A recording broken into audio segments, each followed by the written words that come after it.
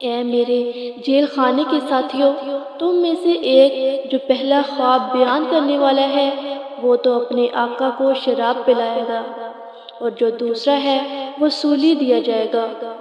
اور پرندے اس کا سر کھا جائیں گے۔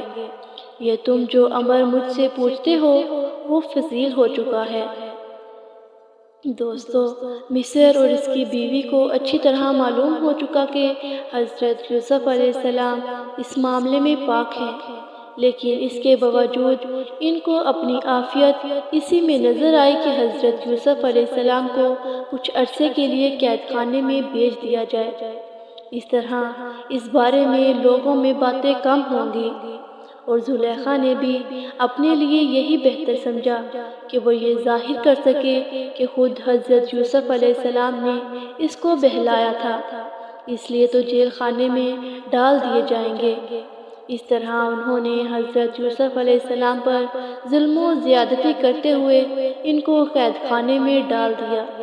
مگر در حقیقت اللہ تعالیٰ کی طرف سے اس بات کا فیصلہ ہو چکا تھا، اور دوسری حکمتوں کے علاوہ ایک حکمت اللہ تعالیٰ کی طرف سے یہ بھی تھی کہ اللہ تعالیٰ آپ کو لوگوں کے ساتھ میل جول سے دور رکھ کر ماحول و معاشرہ کے اثرات سے بچانا چاہتا تھا۔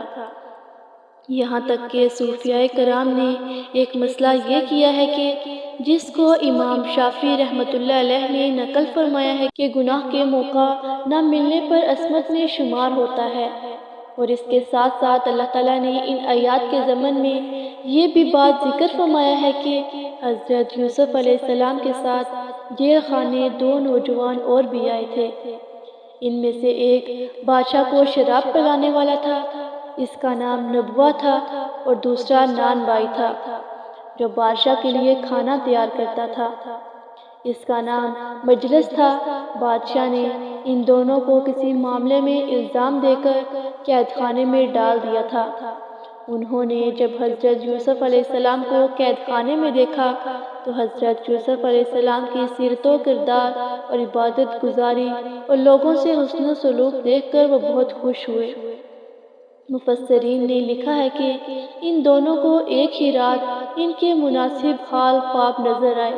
اور شراب پلانے والے کو نظر آیا کہ گویا انگور کی 3 بیلیں ہیں جن پر پتے ہیں اور انگور کے دانے پک چکے ہیں،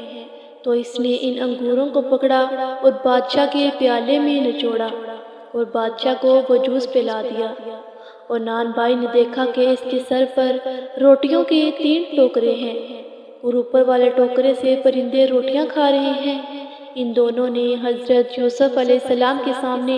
اپنے خواب بیان کیے